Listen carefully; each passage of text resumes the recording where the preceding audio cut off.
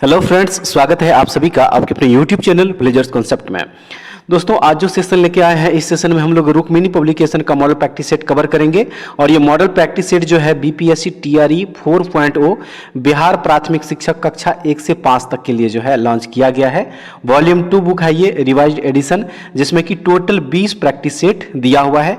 साथ ही इसमें 5 सेट जो है बीपीएससी टीआरई 1, 2, 3 का जो एग्जाम हुआ है उसका जो है 5 सेट इसमें दिया गया, तो इसको भी जो है हम लोग कवर करेंगे।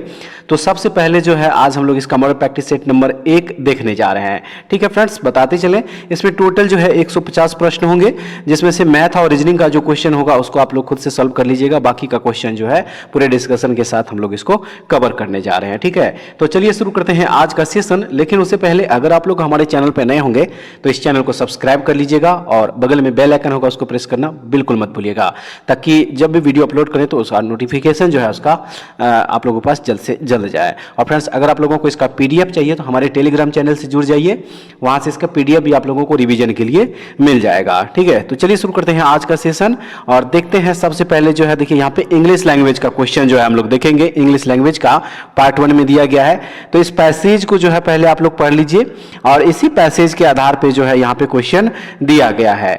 तो देखिए, इसमें जो सबसे पहला क्वेश्चन यहाँ पे दिया गया है, क्वेश्चन नंबर फर्स्ट, इसमें कह रहा है कि what is the central idea of this passage. ठीक है, इस पैसेज को जो है पहले आप लोग पूरा पढ़ लीजिएगा और उसके बाद जो है कह रहा है कि what is the central ideas of this passage. तो इस क्वेश्चन का सही आंसर जो है वो ऑप्शन नंबर बी हो जाएगा, प्लांट्स नीड सनलाइट। ठीक है, प्लांट्स नीड सनलाइट जो है इस क्वेश्चन का यहाँ पे सही आंसर हो जाएगा। तो ऑप्शन नंबर जो बी दिया है इसका बिल्कुल करेक्ट आंसर हो जाएगा। और उसके बाद जो नेक्स्ट जो हो जाएगा, इसमें कह रहा है कि what is an experiment. What is an experiment, तो इसका जो है ऑप्शन नंबर बी हो जाएगा, a way to test an idea. ठीक है, इसका ऑप्शन नंबर बी हो जाएगा सही। नेक्स्ट क्वेश्चन नंबर 3 है, what happens after a few days. What happens after a few days, तो इसका जो सही आंसर हो जाएगा वो ऑप्शन नंबर सी हो जाएगा, the grass is not as green. ठीक है, the grass is not as green, option number C इसका हो जाएगा। नेक्स्ट है, what is the opposite of dull. What is the opposite of dull, तो इसका जो अपोजिट हो जाएगा वो हो जाएगा ब्राइट। ठीक है, क्या हो जाएगा, ब्राइट हो जाएगा, ऑप्शन नंबर ई। देखिए, डुल का जो मतलब होता है फ्रेंड्स वो होता है फीका मंद, जिसको आप बोल सकते हैं। ठीक है, क्या होता है इसका, फीका होता है, और इसका क्या करना है अपोजिट, तो अपोजिट इसका जो है क्या हो जाएगा, ब्राइट हो जाएगा, यानी कि अस्पष्ट हो जाएगा। ठीक है, इसको जो है ये अस्पष्ट हो जाएगा, ब्राइट। तो इसलिए ऑप्शन नंबर जो ए दिया है इसका करेक्ट आंसर होगा। नेक्स्ट है, according to the passage how long does it take for the grass to become dull, तो इसका जो सही आंसर हो जाएगा वो ऑप्शन नंबर बी हो जाएगा, अ वीक हो जाएगा। ठीक है, याद रखिएगा। Human is mortar change into the negative sentence, इसको क्या करना है, निगेटिव सेंटेंस में चेंज करना है। तो इसका जो निगेटिव सेंटेंस हो जाएगा फ्रेंड्स वो ऑप्शन नंबर जो बी में दिया हुआ है, ह्यूमन इज इमोर्टल, ये हो जाएगा। ठीक है, तो ऑप्शन नंबर क्या हो जाएगा, बी इस क्वेश्चन का करेक्ट आंसर हो जाएगा। और उसके बाद चलिए अब नेक्स्ट क्वेश्चन देख लीजिए, क्वेश्चन नंबर जो 7 दिया है, इसमें कह रहा है कि fill in the blank with suitable verb form, और सेंटेंस है 2 years have passed since ही ब्लैंक है हेयर। तो यहाँ पे जो है क्या करना है, सुटेबल वर्ब को यहाँ पे क्या करना है, फिल करना है। तो राइट आंसर इस क्वेश्चन का ऑप्शन नंबर जो सी दिया है ये हो जाएगा केम यहाँ पे। ठीक है, यहाँ पे क्या हो जाएगा, केम हो जाएगा। तो ऑप्शन नंबर सी जो दिया है इसका बिल्कुल करेक्ट आंसर है। और उसके बाद नेक्स्ट है, find out the parts of a speech of the word fast, he kept the fast for a week, तो इसका जो हो जाएगा वो ऑप्शन नंबर जो बी दिया है नॉन हो जाएगा। इसमें फास्ट जो है क्या है, नॉन, तो ऑप्शन नंबर बी इसका करेक्ट आंसर हो जाएगा। और उसके बाद देखिए यहाँ पे अब हिंदी लैंग्वेज से क्वेश्चन है, तो इसमें जो है गद्यांश दिया हुआ है। ठीक है, गद्यांश दिया है, इसको इस गद्यांश को जो है सबसे पहले आप लोग पढ़ लीजिए पूरा, और उसके बाद जो है इस बेस पे जो क्वेश्चन बना है उसका आंसर दीजिए। तो इसका जो क्वेश्चन नंबर 9 दिया है, देखिए इसमें कह रहा है कि अन्य विचारकों के क्या क्षेत्र रहे हैं। अन्य विचारकों के क्या क्षेत्र रहे हैं, तो राइट आंसर इसका ऑप्शन नंबर बी हो जाएगा, आर्थिक, सामाजिक या राजनीतिक। ठीक है, पहले जो है आप लोग इस गद्यांश को पूरा पढ़ लीजिएगा। अब चलिए नेक्स्ट जो है इसमें क्वेश्चन नंबर हो जाएगा 10, कह रहा है इसमें कि मानव समाज में कौन सा समास है, मानव समाज में कौन सा समास है, तो इसमें हो जाएगा तत्पुरुष समास। ऑप्शन नंबर जो ए दिया है इसका सही आंसर हो जाएगा। तत्पुरुष समास में क्या होता है फ्रेंड्स, तो तत्पुरुष समास में पूर्व पद जो होता है वो गौण रहता है तथा उत्तर पद जो है इसमें क्या होता है, प्रधान रहता है। पूर्व पद जो है ये हो गया, जबकि उत्तर पद जो है ये हो गया। तो इसलिए ऑप्शन नंबर जो ए दिया है इस क्वेश्चन का बिल्कुल करेक्ट आंसर हो जाएगा। नेक्स्ट है आर्थिक सामाजिक राजनीतिक में कौन सा प्रत्यय प्रयुक्त हुआ है। आर्थिक सामाजिक राजनीतिक में कौन सा प्रत्यय प्रयुक्त हुआ है, तो याद रखना है इसमें एक प्रत्यय जो है इसमें प्रयुक्त हुआ है। ऑप्शन नंबर सी इस क्वेश्चन का सही आंसर हो जाएगा। अगला प्रश्न है उपर्युक्त अवतरण का उचित शीर्षक बताइए। उपर्युक्त अवतरण का उचित शीर्षक बताइए, तो इसका जो उचित शीर्षक हो जाएगा वो हो जाएगा गुरु गोविंद सिंह जी की देन, यानी ऑप्शन नंबर सी इस क्वेश्चन का सही आंसर हो जाएगा। ठीक है फ्रेंड्स, नेक्स्ट क्वेश्चन देखेंगे। जो अतिथि का सत्कार करे उसे कहेंगे, जो अतिथि का सत्कार करे उसे क्या कहेंगे, तो उसे आतिथेय कहा जाता है। क्या कहा जाता है, आतिथेय, यानी ऑप्शन नंबर जो बी दिया है इसका सही आंसर हो जाएगा। और उसके बाद जो अगला प्रश्न हो जाएगा इसमें प्रश्न नंबर 14 देखिए, कह रहा है कि सही वर्तनी वाले शब्द का चयन करें। सही वर्तने वाले शब्द का इसमें क्या करना है, चयन करना है। तो देखिए ऑप्शन नंबर जो सी दिया है वीणा पानी जो लिखा हुआ है ये बिल्कुल सही वर्तने वाला शब्द है, इसलिए ऑप्शन नंबर जो सी दिया है इसका सही आंसर है। निम्नलिखित में से उस विकल्प का चयन करें जो सिर पर पांव रखकर भागना मुहावरे का अर्थ व्यक्त करता है। उस विकल्प का चयन करेंगे तो वह विकल्प हो जाएगा ऑप्शन नंबर सी, बहुत तेज भागना। सिर पर पांव रखकर भागना का जो मुहावरा का जो अर्थ होता है वह होता है बहुत तेज भागना। तो ऑप्शन नंबर क्या हो जाएगा, सी इसका सही आंसर हो जाएगा। दिए गए शब्द के पर्यायवाची शब्द का चयन करें और वह शब्द है खग। खग शब्द का क्या करना है, तो पर्यायवाची शब्द का चयन करना है। राइट आंसर इसका हो जाएगा ऑप्शन नंबर जो बी दिया है पक्षी। ठीक है, खग का पर्यायवाची शब्द क्या होता है, पक्षी होता है। तो ऑप्शन नंबर बी इसका करेक्ट आंसर है। नेक्स्ट क्वेश्चन है शाश्वत का विलोम शब्द क्या है। शाश्वत शब्द जो है इसका विलोम शब्द यहाँ पे पूछ रहा है, तो विलोम शब्द जो है इसका फ्रेंड्स हो जाएगा क्षणिक। क्या हो जाएगा, क्षणिक हो जाएगा, याद रखना है। ऑप्शन नंबर ए है बिल्कुल सही। जिसके आने की तिथि मालूम ना हो शब्द समूह के लिए शब्द कौन सा है। जिसके आने की तिथि मालूम ना हो शब्द समूह के लिए शब्द कौन सा है, तो वह शब्द हो जाएगा अतिथि, यानी ऑप्शन नंबर बी इसका करेक्ट हो जाएगा। ठीक है, चलिए अगला क्वेश्चन देखेंगे। त्याग का विलोम शब्द क्या है। त्याग का विलोम शब्द, त्याग का विलोम शब्द हो जाएगा ग्रहण, यानी ऑप्शन नंबर बी। गुलर का फूल होना मुहावरे का अर्थ क्या है। गुलर का फूल होना मुहावरे का अर्थ क्या है, तो इसका जो मुहावरा का अर्थ हो जाएगा वो हो जाएगा दुर्लभ होना। क्या होता है, दुर्लभ होना होता है। ऑप्शन नंबर ए इसका सही आंसर हो जाएगा। ठीक है फ्रेंड्स, चलिए नेक्स्ट देखेंगे। जिसे कठिनाई से जीता जा सके के लिए एक शब्द प्रयुक्त होता है। जिसे कठिनाई से जीता जा सके के लिए एक शब्द प्रयुक्त होता है, तो वह शब्द कौन सा है, तो वह शब्द है दुर्जय, यानी ऑप्शन नंबर ए। ठीक है, अब अगला प्रश्न है दिए गए शब्द के पर्यायवाची शब्द का चयन करें और वह शब्द है अवगुण। इसका पर्यायवाची शब्द क्या करना है, चयन करना है। तो इसका पर्यायवाची शब्द फ्रेंड्स हो जाएगा दोष। क्या हो जाएगा, दोष हो जाएगा। ऑप्शन नंबर सी इसका करेक्ट हो जाएगा। अगला प्रश्न है सही वर्तने वाले शब्द का चयन करें। सही वर्तने वाले शब्द का चयन करें तो माखन चोर जो लिखा हुआ है ऑप्शन नंबर सी ये बिल्कुल करेक्ट हो जाएगा। तो ऑप्शन नंबर क्या हो जाएगा, सी हो जाएगा। पूत सपूत तो का धन संचय, पूत कपूत तो का धन संचय। प्रस्तुत पंक्तियों में कौन सा अलंकार है। प्रस्तुत पंक्तियों में कौन सा अलंकार है, तो इसमें जो है लटानुपास अलंकार है। लटानुपास ऑप्शन नंबर ए इसका हो जाएगा बिल्कुल सही। ठीक है, चलिए अगला प्रश्न देख लीजिए। प्रश्न नंबर 25 में प्रश्न नंबर जो 25 दिया है इस प्रश्न में कह रहा है कि मुदित महीपति मंदिर आए सेवक सचिव सुमंत बतलाए।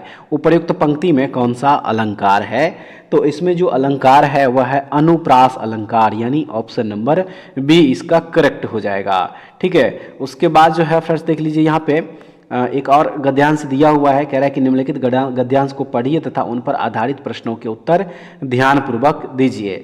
तो पहले जो है आप लोग जो है इस गद्यांश को सही से पढ़ लीजिए।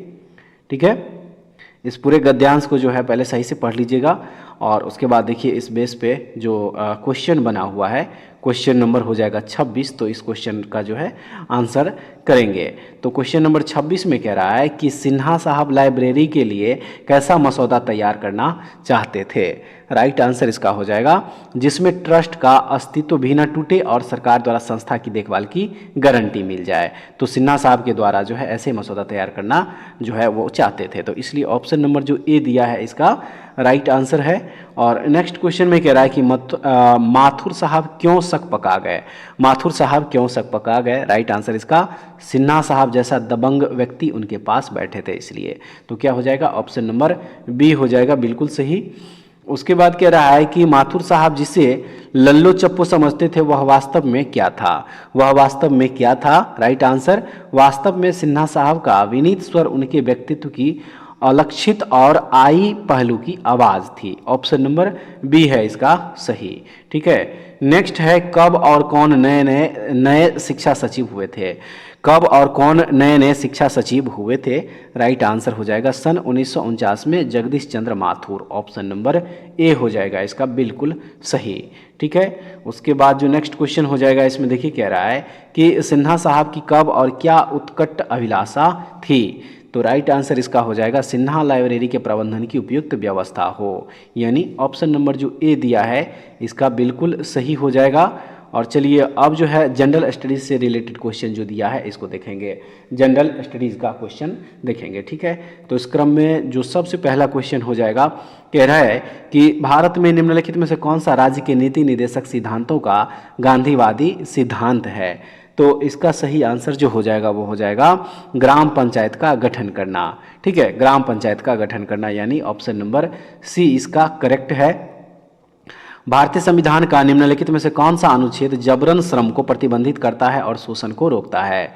तो वह कौन सा अनुच्छेद है। तो राइट आंसर हो जाएगा वह अनुच्छेद 23 हो जाएगा। ठीक है, अनुच्छेद 23 ऑप्शन नंबर बी। देखिए फ्रेंड्स, अनुच्छेद 23 जो है यह मानव दुर्व्यापार, बेगार यानी कि बलात् श्रम और इसी प्रकार के अन्य बलात् श्रम के प्रकारों पर भी प्रतिबंध लगाता है। और ये अनुच्छेद 23 जो है इसके तहत यह अधिकार नागरिक एवं गैर नागरिक दोनों के लिए उपलब्ध रहता है। इसके अलावा अनुच्छेद 23 के तहत जो है यह अधिकार किसी व्यक्ति को न केवल राज्य के खिलाफ बल्कि व्यक्तियों के खिलाफ भी सुरक्षा प्रदान करता है। तो इसलिए क्या हो जाएगा अनुच्छेद 23 हो जाएगा। इसका ऑप्शन नंबर जो बी दिया है बिल्कुल सही होगा। और उसके बाद कह रहा है कि संविधान अनुसूचित जाति और अनुसूचित जनजाति आदेश विधेयक 2022 ने उत्तर प्रदेश के कुछ हिस्सों में किस समुदाय को अनुसूचित जनजाति के रूप में मान्यता दी है। किस समुदाय को। तो फ्रेंड्स वह समुदाय है गोंड समुदाय, गोंड जनजाति। ऑप्शन नंबर जो ए दिया है इसका बिल्कुल सही हो जाएगा। अगला प्रश्न है निम्नलिखित में से किस अनुच्छेद में दोहरे दंड के बारे में बताया गया है जिसके अनुसार किसी भी व्यक्ति पर एक ही अपराध के लिए एक से अधिक बार मुकदमा ना चलाया जाए और ना उसे दंडित किया जाए। तो इसका जो करेक्ट आंसर हो जाएगा फ्रेंड्स वो हो जाएगा ऑप्शन नंबर यहाँ पे सी हो जाएगा अनुच्छेद 20 का 2। अनुच्छेद 20 का 2 हो जाएगा। देखिए अनुच्छेद 20 के 2 में जो है दोहरे दंड के बारे में बताया गया है जिसके अनुसार किसी भी व्यक्ति पर एक ही अपराध के लिए एक से अधिक बार मुकदमा ना चला जाए और ना ही उसे दंडित किया जाए। और देखिए अनुच्छेद 20 का 2 को जो है मूल अधिकार में स्वतंत्रता का अधिकार के अंतर्गत रखा गया है।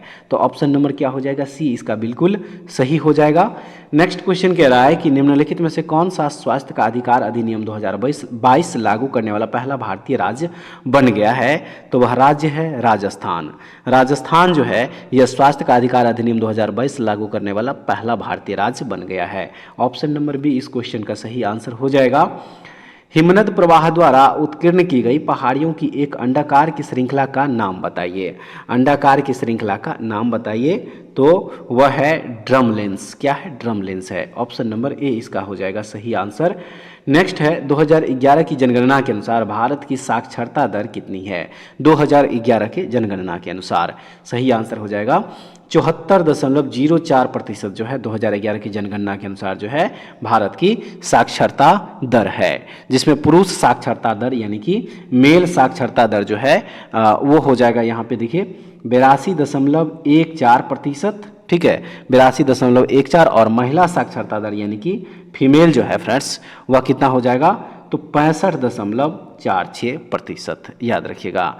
तो ऑप्शन नंबर क्या हो जाएगा इसका, सी जो है बिल्कुल सही हो जाएगा। और अगला प्रश्न में कह रहा है कि आबनूस, महोगनी और शीशम के पेड़ किस प्रकार के जंगल का हिस्सा है, किस प्रकार के जंगल का हिस्सा है। तो ये सब जो है उष्णकटिबंधीय सदाबहार वन के हिस्सा है फ्रेंड्स। ऑप्शन नंबर बी इसका करेक्ट आंसर हो जाएगा। और चलिए अब अगला प्रश्न जो है इसको देखते हैं। दिया है इसमें कि निम्नलिखित में से कौन सा राज्य भारत में लिग्नाइट कोयले का सबसे बड़ा उत्पादक है। भारत का वह कौन सा राज्य है, तो वह राज्य है तमिलनाडु। तमिलनाडु जो है फ्रेंड्स यह लिग्नाइट कोयले का सबसे बड़ा उत्पादक है। ऑप्शन नंबर जो ए दिया है इसका बिल्कुल सही आंसर हो जाएगा। ठीक है, बात करें अगर लिग्नाइट की, तो देखिए तमिलनाडु जो है 2022-23 में लिग्नाइट का लगभग 22.480 MT जो है यह जो है उत्पादन इसका किया था 2022-23 में, याद रखिएगा 2022-23 में। तो ऑप्शन नंबर ए इसका बिल्कुल सही हो जाएगा। और अगला प्रश्न है कि निम्न में से कौन सा भारतीय राज्य कुल्ल के नाम से जाने जाने वाली पारंपरिक नहर सिंचाई पद्धति के लिए प्रख्यात है। तो इस क्वेश्चन का सही आंसर जो हो जाएगा वो ऑप्शन नंबर सी यानी कि हिमाचल प्रदेश हो जाएगा फ्रेंड्स, याद रखिएगा। अब जो अगला क्वेश्चन है, देखिए जो मैथ और रीजनिंग का क्वेश्चन होगा उसको स्किप करते चलेंगे, खुद से सॉल्व कर लीजिएगा। ठीक है फ्रेंड्स,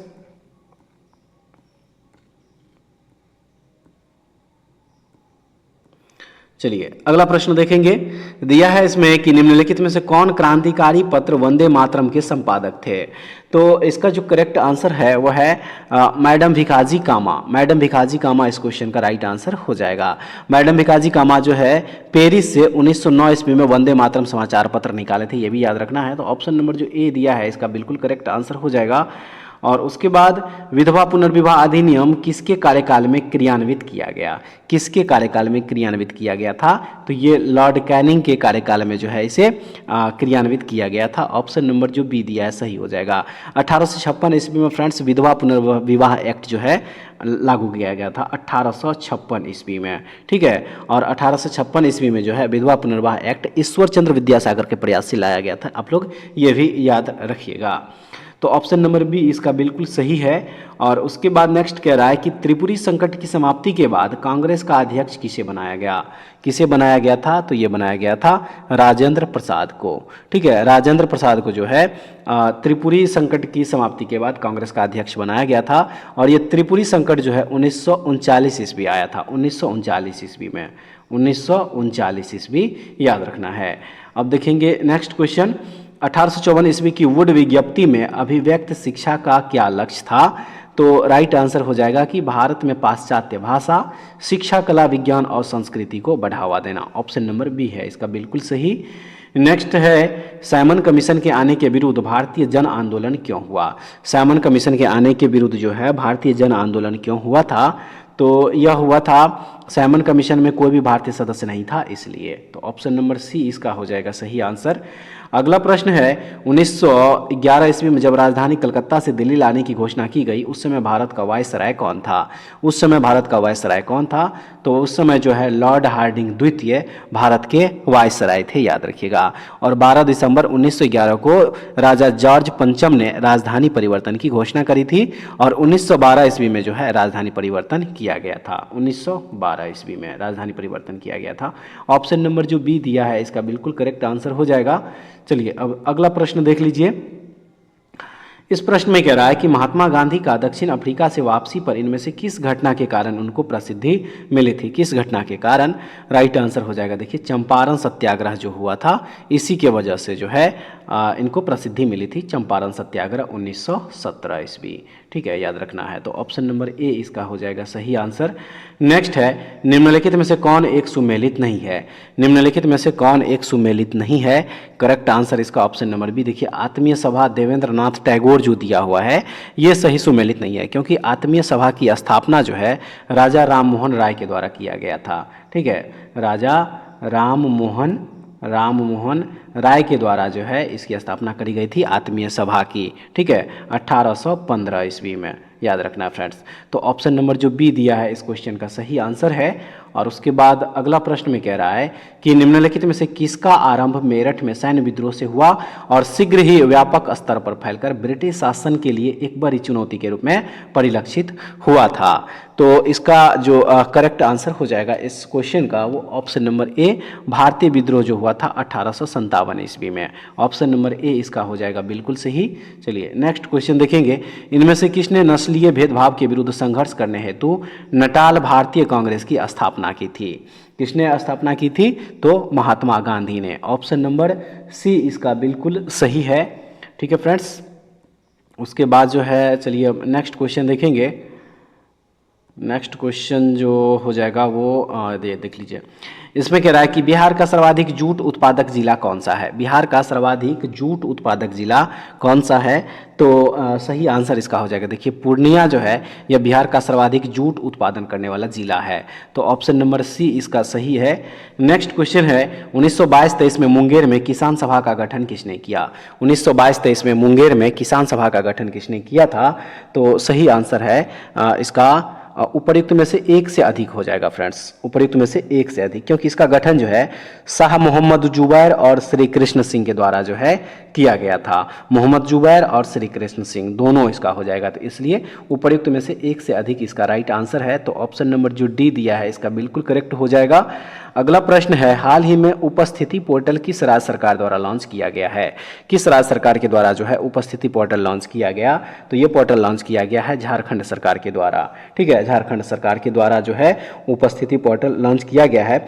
झारखंड के मुख्यमंत्री हेमंत सोरेन ने स्वास्थ्य विभाग कर्मचारियों के लिए जो है यह पोर्टल लॉन्च किया है। इससे क्या होगा कि स्वास्थ्य विभाग में काम करने वाले सभी डॉक्टरों, पैरामेडिकल कर्मियों, संविदा कर्मियों एवं अन्य कर्मियों की प्रतिदिन एवं उपस्थिति दर्ज करने में जो है इसमें मदद मिलेगी उपस्थिति पोर्टल के जरिए। तो इसलिए ऑप्शन नंबर ए इसका बिल्कुल सही है। नेक्स्ट क्वेश्चन है, बिहार आर्थिक सर्वेक्षण पहली बार किस वित्तीय वर्ष के लिए प्रकाशित किया गया था? किस वित्तीय वर्ष के लिए? तो यह प्रकाशित किया गया था, याद रखिएगा 2006-07 वित्तीय वर्ष के लिए। ठीक है, 2006-07 वित्तीय वर्ष के लिए ऑप्शन नंबर बी। और फ्रेंड्स याद रखिएगा बिहार देश में आर्थिक समीक्षा प्रस्तुत करने वाला पहला राज्य भी है, ये भी याद रखिएगा। तो ऑप्शन नंबर बी इसका हो जाएगा सही आंसर। अगला प्रश्न है, बिहार में कांग्रेस का प्रथम अधिवेशन कहाँ रखा गया था? बिहार में कांग्रेस का प्रथम अधिवेशन जो है यह कहाँ पे रखा गया था? तो यह रखा गया था पटना। ठीक है, कहाँ पे रखा गया था? बांकीपुर पटना में 1912 ईस्वी में, 1912 ईस्वी में याद रखना है। और इसकी अध्यक्षता जो है R.N. माधोलकर के द्वारा किया गया था, R.N. माधोलकर के द्वारा। ठीक है, याद रखिए माधोलकर के द्वारा जो है 1912 ईस्वी में इसकी अध्यक्षता करी गई थी पटना में। ऑप्शन नंबर ए इसका हो जाएगा सही आंसर। और उसके बाद चलिए अब अगला प्रश्न देखेंगे। इसमें कह रहा है कि मई 2024 में वस्तु एवं सेवा कर अपीलीय न्यायाधिकरण यानी कि GSTT के पहला अध्यक्ष किसे नियुक्त किया गया? पहला अध्यक्ष जो है किसे नियुक्त किया गया? तो संजय कुमार मिश्रा को। ऑप्शन नंबर जो ए दिया है इसका सही हो जाएगा। अगला प्रश्न है, भारत के पहले खगोल पर्यटन अभियान की घोषणा किस राज्य में किया गया है? किस राज्य में किया गया है? तो इसका जो है देख लीजिए यहाँ पे उपयुक्त में से कोई नहीं होगा, क्योंकि भारत के पहले खगोलीय पर्यटन अभियान की घोषणा जो है वह उत्तराखंड राज्य में किया गया, जो कि ऑप्शन में नहीं है। ठीक है, क्या हो जाएगा इसका? उत्तराखंड हो जाएगा फ्रेंड्स, याद रखिएगा। तो इसलिए ऑप्शन नंबर ई उपयुक्त में से कोई नहीं इसका करेक्ट आंसर हो जाएगा। और नेक्स्ट है, विश्व प्रेस स्वतंत्रता दिवस कब मनाया जाता है? विश्व प्रेस स्वतंत्रता दिवस कब मनाया जाता है? तो ये मनाया जाता है 3 मई को। ठीक है, 3 मई को जो है विश्व प्रेस स्वतंत्रता दिवस मनाया जाता है। और इस दिवस के उपलक्ष्य में रिपोर्टर्स विदाउट बॉर्डर्स यानी कि RSF द्वारा जो है विश्व प्रेस स्वतंत्रता सूचकांक 2024 प्रकाशित किया गया है। और विश्व प्रेस स्वतंत्रता सूचकांक 2024 रिपोर्ट में भारत को जो है फ्रेंड्स इसमें 159वां स्थान मिला है 2024 ईस्वी में, यह भी याद रखिएगा 159वां स्थान जो है भारत को इसमें मिला है। तो विश्व प्रेस स्वतंत्रता दिवस जो है 3 मई को मनाया जाता है। ऑप्शन नंबर ए इसका सही आंसर है। पेरिस ओलंपिक में भारत के संदर्भ में सही विकल्प चुने। सही विकल्प चुने, तो सही विकल्प इसका ऑप्शन नंबर जो बी दिया है वो हो जाएगा कि पदक तालिका में भारत कुल 6 पदक के साथ 71वें स्थान पर रहा है। तो क्या हो जाएगा इसका? ऑप्शन नंबर जो बी दिया है इसका बिल्कुल सही आंसर हो जाएगा। चलिए अगला प्रश्न देख लीजिए। भारत की पहली ई स्पोर्ट अकादमी कहाँ खोली गई है? भारत की पहली ई स्पोर्ट अकादमी कहाँ खोली गई है? तो यह खोली गई है मध्य प्रदेश में। ऑप्शन नंबर सी इसका सही है। चलिए नेक्स्ट देखेंगे, निम्नलिखित में से कौन सा एक कीटभक्षी पौधा नहीं है? इनमें से कौन सा एक कीटभक्षी पौधा नहीं है? तो प्रोथाइलस जो है यह एक कीटभक्षी पौधा नहीं है। Option number C. निम्नलिखित में से कौन सा एक रेगिस्तानी पेड़ है? निम्नलिखित में से कौन सा एक रेगिस्तानी पेड़ है? तो फ्रेंड्स जो ऑप्शन दिया हुआ है इसमें सही आंसर इसका हो जाएगा, देखिए तार जो है यह एक रेगिस्तानी पेड़ है। तो ऑप्शन नंबर ए क्या हो जाएगा? ए इसका बिल्कुल सही हो जाएगा। और अगला प्रश्न है, भूमिगत जल को प्रदूषित करने वाला अजैविक प्रदूषक कौन सा है? अजैविक प्रदूषक कौन सा है? तो वह है आर्सेनिक, यानी ऑप्शन नंबर सी इसका हो जाएगा बिल्कुल सही। निम्नलिखित में से कौन सा प्राथमिक प्रदूषक है? निम्नलिखित में से कौन सा प्राथमिक प्रदूषक है? तो प्राथमिक प्रदूषक जो है फ्रेंड्स हो जाएगा इसमें ऑप्शन नंबर डी, उपर्युक्त में से एक से अधिक हो जाएगा, क्योंकि प्राथमिक प्रदूषक के अंतर्गत जो है सल्फर डाइऑक्साइड, कार्बन मोनोऑक्साइड एवं नाइट्रोजन डाइऑक्साइड भी आता है। तो इसलिए देखिए ये तीनों हो जाएगा, यानी कि उपर्युक्त में से एक से अधिक इस क्वेश्चन का सही आंसर हो जाएगा। चलिए नेक्स्ट देखेंगे, जैविक ऊर्जा यानी कि ऑर्गेनिक एनर्जी का अंतिम स्रोत कौन है? अंतिम स्रोत कौन है? राइट आंसर इसका उपर्युक्त में से कोई नहीं, क्योंकि जैविक ऊर्जा का अंतिम स्रोत जो है वह क्या होता है? सौर ऊर्जा होता है। ठीक है, क्या होता है? सौर ऊर्जा होता है, जो कि ऑप्शन में नहीं दिया हुआ है, तो इसलिए उपर्युक्त में से कोई नहीं इसका सही आंसर हो जाएगा। नेक्स्ट क्वेश्चन है कि वायुयानों में किसका प्रयोग वायु शोधक यानी कि एयर प्यूरिफायर के रूप में किया जाता है? किसका प्रयोग होता है? तो इसमें जो है याद रखिएगा पोटेशियम सुपर ऑक्साइड का प्रयोग होता है। Potassium super oxide, option number जो सी दिया है इसका बिल्कुल सही आंसर हो जाएगा। आइए अब अगला प्रश्न देखते हैं फ्रेंड्स, केरस में कि अपघटक किस पोषण स्तर के जीव है? अपघटक जो है वह किस पोषण स्तर के जीव है? तो राइट आंसर इसका हो जाएगा पोषण स्तर 4 के जीव हैं, ये याद रखना है। ऑप्शन नंबर सी इसका करेक्ट है। अगला प्रश्न है, डिटर्जेंट के जलीय घोल किस प्रकृति के होते हैं? किस प्रकृति के होते हैं? तो ये क्षारीय प्रकृति के होते हैं। ऑप्शन नंबर सी इसका हो जाएगा सही आंसर। अगला प्रश्न है, कोई द्रव कब ठोस पृष्ठ को गीला नहीं करता है जब स्पर्श कोण का मान होता है कितना? राइट आंसर इसका हो जाएगा 90 डिग्री से बड़ा, जो कि ऑप्शन नंबर बी में इसका दिया है सही आंसर। खाद्य श्रृंखलाओं में मनुष्य की क्या भूमिका है? खाद्य श्रृंखलाओं में मनुष्य की क्या भूमिका है? तो इसमें मनुष्य जो है फ्रेंड्स ये एक क्या है? उपभोक्ता है। ऑप्शन नंबर बी है सही। अगला क्वेश्चन है, वह रासायनिक यौगिक कौन है जो 2 तत्वों से बना है? वह रासायनिक यौगिक कौन है जो 2 तत्वों से बना है? तो वह है द्विअंगी यानी कि बाइनरी। ऑप्शन नंबर ए इसका हो जाएगा सही आंसर। अगला प्रश्न देख लीजिए, रासायनिक परिवर्तन के साथ क्या होते हैं? रासायनिक परिवर्तन के साथ क्या होते हैं? तो इसका जो सही आंसर है वह है ऑप्शन नंबर डी, उपर्युक्त में से एक से अधिक हो जाएगा। देखिए रासायनिक परिवर्तन के साथ जो है नए प्रकार के पदार्थ का निर्माण, निकाय की एंथैल्पी में परिवर्तन तथा पदार्थ के रासायनिक गुणों में परिवर्तन होता है। तो इसलिए जो है क्या हो जाएगा इसका उपर्युक्त में से एक से अधिक जो है इसका देखिए सही आंसर हो जाएगा। ठीक है, नेक्स्ट है कि निम्नलिखित में से कौन परमाणु ऊर्जा उत्पादन की एक बड़ी कमी नहीं है? एक बड़ी कमी नहीं है, तो वह है विद्युत उत्पादन, यानी ऑप्शन नंबर बी जो दिया है इसका सही है। वनस्पति कोशिका तथा प्राणी कोशिका का अंतर किसकी उपस्थिति से स्पष्ट होता है? किसकी उपस्थिति से स्पष्ट होता है? तो ये कोशिका भित्ति यानी कि सेल वॉल, जिसको कि सेल वॉल कहा जाता है, इसकी उपस्थिति से जो है फ्रेंड्स ये अंतर स्पष्ट होता है। इसमें ऑप्शन नंबर जो ए दिया है इसका बिल्कुल सही है। बीजों का अंकुरन क्या कहलाता है जब वे फल के अंदर ही होते हैं? बीजों का अंकुरन क्या कहलाता है जब वे फल के अंदर होते हैं? तो वह कहलाता है विविपेरी, यानी ऑप्शन नंबर जो सी दिया है इसका देखिए बिल्कुल सही है। और चलिए अब नेक्स्ट क्वेश्चन जो है इसको देखेंगे। दिया है इसमें कि प्रकाश संश्लेषण का प्रथम चरण कौन सा है? प्रकाश संश्लेषण का प्रथम चरण जो है वह कौन सा है? तो वह है पर्णहरित के इलेक्ट्रॉन का प्रकाश के फोटोन द्वारा उत्तेजन, यानी ऑप्शन नंबर सी इसका बिल्कुल सही हो जाएगा। भारत के स्वतंत्र होने से पूर्व लगातार 6 वर्षों तक भारतीय राष्ट्रीय कांग्रेस के अध्यक्ष पद पर रहने वाला एकमात्र व्यक्ति कौन था? एकमात्र व्यक्ति कौन था? तो वह व्यक्ति था मौलाना अबुल कलाम आज़ाद। याद रखिएगा ये जो है वर्ष 1940 से लेके 45 तक जो है फ्रेंड्स कांग्रेस के जो है अध्यक्ष रहे थे। तो ऑप्शन नंबर ए इसका हो जाएगा बिल्कुल सही। और अगला प्रश्न है, बक्सर का युद्ध किस वर्ष में लड़ा गया था? बक्सर का युद्ध जो है किस वर्ष में लड़ा गया था? तो 1764 ईस्वी में जो है बक्सर का युद्ध लड़ा गया था। और ये युद्ध जो है बंगाल के नवाब मीर कासिम एवं अंग्रेजों के बीच में जो है यह लड़ा गया था और इसमें अंग्रेजों के तरफ से जो है इसका नेतृत्व किसने किया था? हेक्टर मुनरो ने किया था। कई बार पूछ लिया जाता है, ये हेक्टर मुनरो जो है ब्रिटिश के तरफ से थे। तो ऑप्शन नंबर सी हो जाएगा 1764 ईस्वी। नेक्स्ट क्वेश्चन है, उत्पादन के लिए आवश्यक औजार, मशीनें, भवन आदि क्या कहलाते हैं? ये सब जो है क्या कहलाते हैं? तो ये अस्थाई पूंजी कहलाते हैं फ्रेंड्स। ऑप्शन नंबर बी है इसका सही। अगला प्रश्न है, नीचे दी गई घटनाओं का सही कालानुक्रम क्या होगा? सही कालानुक्रम जो है इसमें क्या होगा? तो सही कालानुक्रम जो है इसका ऑप्शन नंबर ए हो जाएगा। देखिए सबसे पहले ए, असहयोग आंदोलन। असहयोग आंदोलन जो है यह कब हुआ था? तो ये 1920 ईस्वी में हुआ था। उसके बाद बी यानी कि चौरी चौरा कांड। तो चौरी चौरा कांड जो है यह कब हुआ था? ये 1922 ईस्वी में हुआ था। उसके बाद डी यानी कि सविनय अवज्ञा आंदोलन। तो सविनय अवज्ञा आंदोलन कब हुआ था? ये हुआ था 1930 ईस्वी में। और लास्ट सी यानी कि भारत छोड़ो आंदोलन है। तो भारत छोड़ो आंदोलन जो है ये कब हुआ था? तो ये हुआ था 1942 ईस्वी में। ठीक है, तो इसका सही क्रम क्या हो जाएगा कालानुक्रम? Option number A B D C, याद रखिएगा आप लोग। ठीक है, चलिए अगला क्वेश्चन देखेंगे। इसमें कह रहा है कि निम्नलिखित में से किस भूतपूर्व INA नेता पर ब्रिटिश भारत की सरकार के विरुद्ध युद्ध भड़काने का आरोप नहीं लगाया गया था? वह कौन सा नेता था? तो फ्रेंड्स वह नेता था, याद रखिएगा, मोहन सिंह, यानी कि ऑप्शन नंबर जो सी दिया है इस क्वेश्चन का बिल्कुल सही आंसर हो जाएगा।